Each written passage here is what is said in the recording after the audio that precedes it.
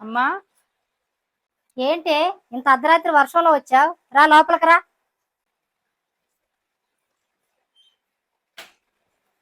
ఏం లేదమ్మా, 2 రోజులు ఉండిపోదామని వచ్చాను. సర్లే అమ్మా, ఏమైనా తిన్నావా? అయ్యో నా మతి మండ. సరే ఉండు, నేను అన్నం పెట్టుకొస్తా. అమ్మా, ఇప్పుడేం వద్దులే అమ్మా, నేను తినే వచ్చాను. అవునా? సరేలే అమ్మా. మీ అత్తగారు ఎలా ఉన్నారు? బానే ఉన్నారమ్మా. ఏమైందమ్మా? అల్లుడు గారు ఏమన్నా అన్నారా? మనేదగా ఉన్నావు. ఏం లేదులే అమ్మా. అంతేనా అమ్మా? లేదా మా దగ్గర ఏమైనా దాస్తున్నావా? ఏదున్నా మాతో చెప్పమ్మా. కడుపులో ఏం దాసుకోకమ్మా. లేదమ్మా, ఏదైనా ఉంటే మీకు చెప్పనా? సరే అమ్మా, కొన్ని మజ్జిగ తెస్తా ఉండు, తాగుదు గాని.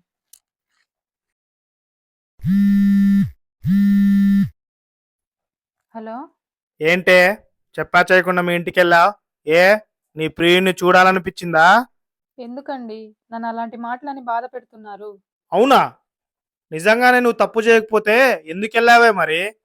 అదేంటండి, అక్కడుంటే అలా మాట్లాడతారు, ఇక్కడికి వస్తే ఇలా మాట్లాడతారు. ఈ మాటలు పడటం కంటే చచ్చిపోవడం ఏమనిపిస్తుందండి నాకు. నీ దొంగ నాటకాలు, నీ దొంగేడుపులు ఆపు. వెళ్ళు. నీ ప్రియుడు నీ కోసం ఎదురు చూస్తున్నాడేమో. ఆపండండి మీ మాటలు. ఎందుకండి ఇలా తప్పుగా మాట్లాడుతున్నారు నా గురించి? ఛీ, నా జీవితం. చెయ్యని తప్పులకి ఈ నిందలు పడ్డం కంటే చచ్చిపోవడమే నయం. తల్లి ఏం చేస్తున్నావురా? ఇక మజ్జిగ తాగు.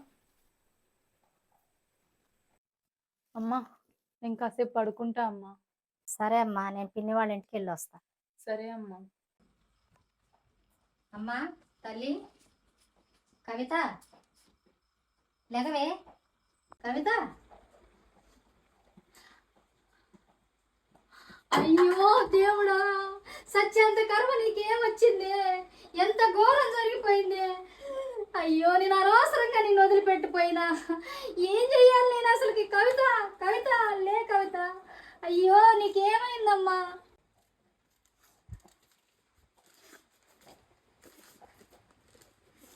అమ్మా, నాన్న, నన్ను క్షమించండి. మీరు నా తల్లిదండ్రులు అవ్వడం నా అదృష్టం, కానీ నేను మీ కూతురుగా పుట్టడం మీ దురదృష్టం. ఇక నేను బతకలేను.